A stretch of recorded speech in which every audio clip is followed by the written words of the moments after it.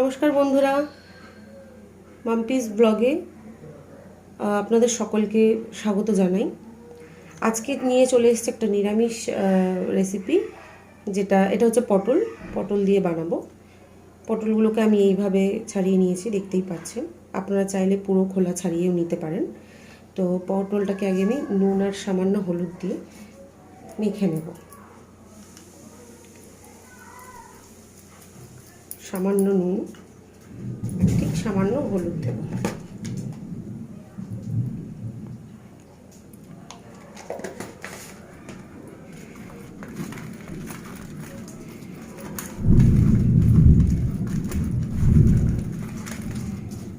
এইভাবে ভালো করে নুন আর হলুদটা পটলের গায়ে মাখিয়ে নেব।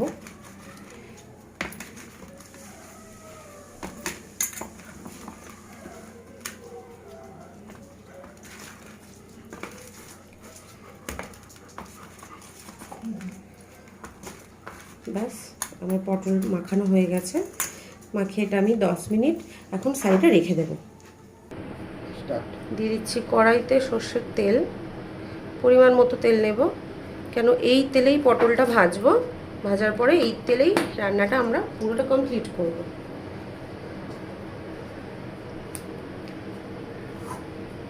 তেলটা গরম হয়ে আসলে আমি পটলগুলোকে ছেড়ে দেব।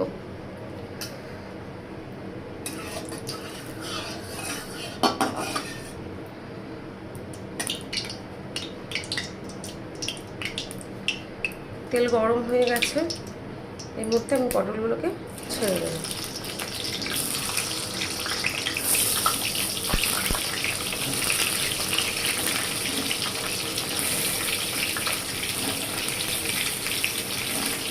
সব পটলগুলো একসাথেই ছেড়ে দেবো, দিয়ে নেড়ে ছেড়ে ভেজে নেবো। খুব বেশি ভাজবো না, হালকা ভাজবো।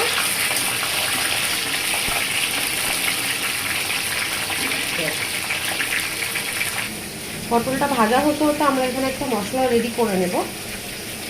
এখানে আমি কিছু কাজু বাদাম ধুয়ে রেখেছি, দিয়ে দিলাম। আর দেবো এর মধ্যে কটি কাঁচা লঙ্কা। আপনারা যে যেমন ঝাল খেতে ভালোবাসেন সেই অনুযায়ী লঙ্কা ইউজ করবেন।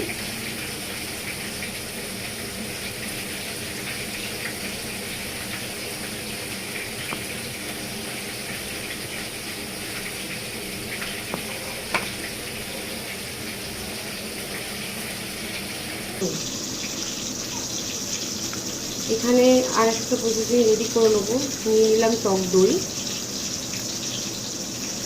এটা আমার মিষ্টির দোকান থেকে আনা ছিল 1 কেজির দই, সেই দইটা নিলাম। আর একটু দই লাগবে, আমার কাছে এখন প্যাকেট দই অ্যাভেলেবেল ছিল, আমি সেটাই নিয়ে নিলাম। আরও 1 চামচ। এতে কিছু মশলা মেশাবো, সেগুলো দেখিয়ে দেবো কী কী দিচ্ছি।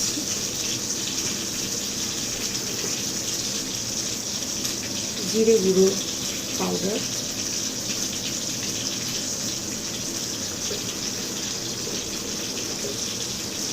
ধনে গুঁড়ো,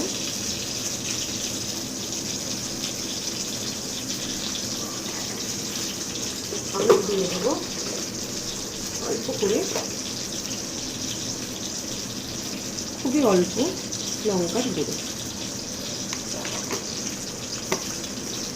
এবার এটাকে ভালো করে খেতে নেব। আমার যে দইটা দোকান থেকে কিনে এনেছিলাম, সেই দইটা বেশ দুদিন ধরে ছিল বলে ফ্রিজে জমে গেছে।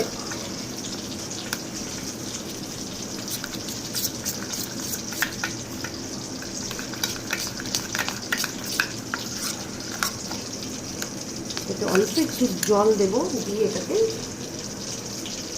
ফাটিয়ে নেবো ভালো করে।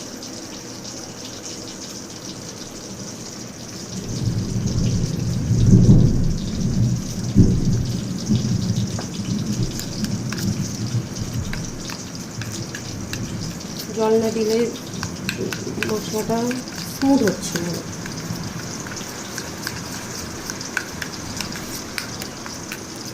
আজকে ওয়েদার দেখেছেন বন্ধুরা বাইরে, খুব বৃষ্টি হচ্ছে, দারুণ ওয়েদার। কিন্তু বৃষ্টি হলে কি হবে, গরম কিন্তু কমছে না, প্রচণ্ড গরম, প্রচণ্ড গরম।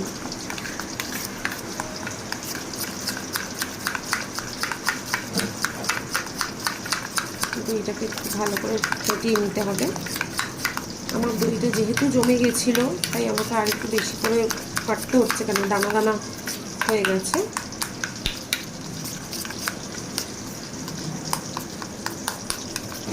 মশলাটা রেডি হয়ে গেছে। এবার আমার পটল ভাজাও এখানে হয়ে গেছে, পটলটা আমি তুলে নেব। ভাজা পটলগুলোকে তুলে নেব।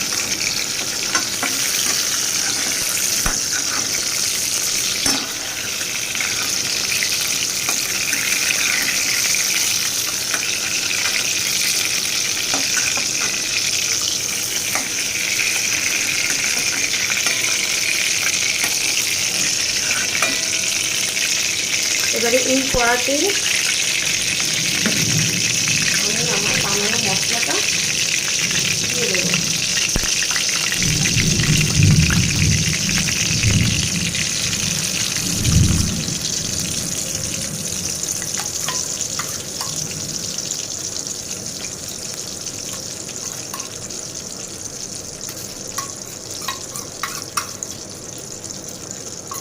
মশলার বাটিতে একটু জল দেবো, দিয়ে ভালো করে দিয়ে ওই সামান্য একটু জল আমি ওর মধ্যে মিশিয়ে দেবো, যাতে মশলাটা পুড়বে না। মশলাটা ভালো করে এখন দেবো না, আমি ওটা রেডি করে রাখলাম। গ্যাসের ফ্লেমটা বাড়িয়ে দিচ্ছি।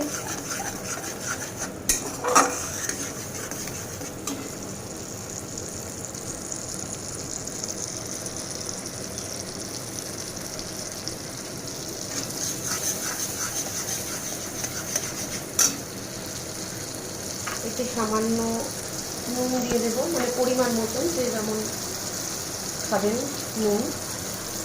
আর দিয়ে দেবো অল্প একটু হলুদ গুঁড়ো।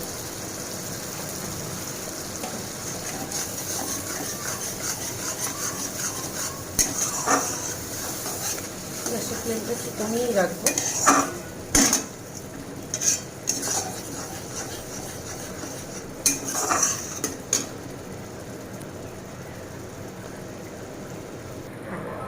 আগের যে মশলাটা দেখিয়েছিলাম, কাজু বাদাম আর কাঁচা লঙ্কা পেস্ট, সেটা দিয়ে দিচ্ছি।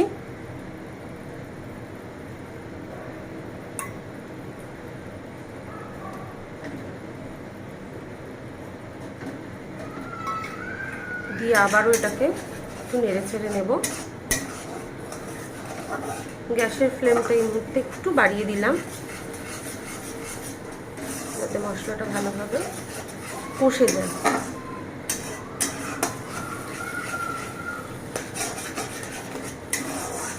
বন্ধুরা, আগে দেখেছেন আমি নুন দিয়েছি। যেহেতু নিরামিষ রান্না আর টক দই দেওয়া আছে, তাই এতে একটু মিষ্টি দেব, মানে চিনি।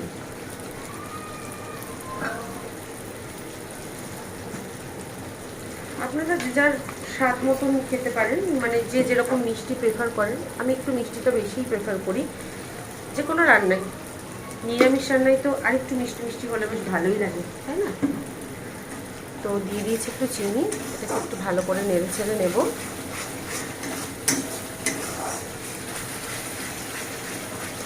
এই আমার মিক্সির বাটি ধোয়া মশলার যে জলটা, সেটাও দিয়ে দিলাম।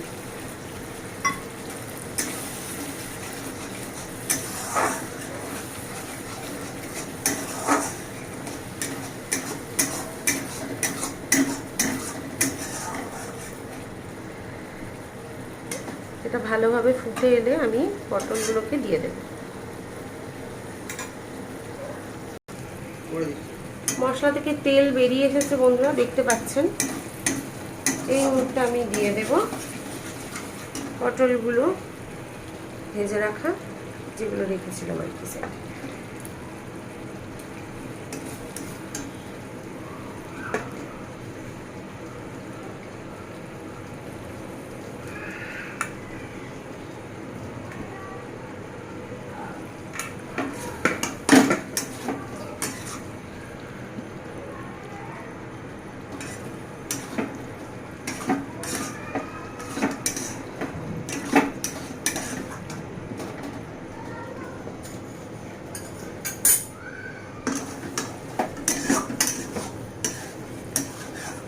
হালকা হাতে নেড়ে নিয়ে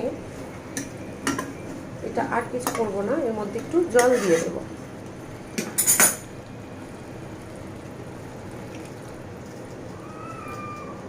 পটলটা সিদ্ধ হওয়ার জন্য এতটুকু জল এনাফ।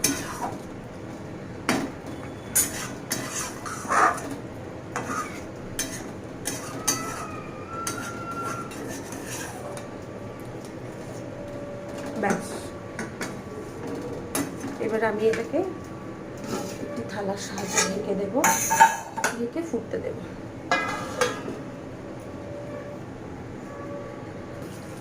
আমার পটল দই রেডি হয়ে গেছে।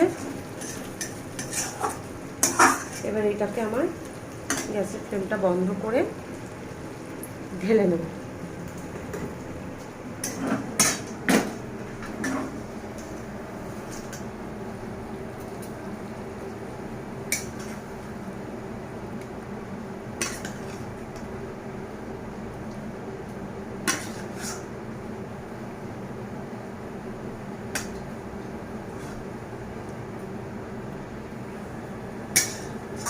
দেখতেই পাচ্ছেন বন্ধুরা কেমন হয়েছে।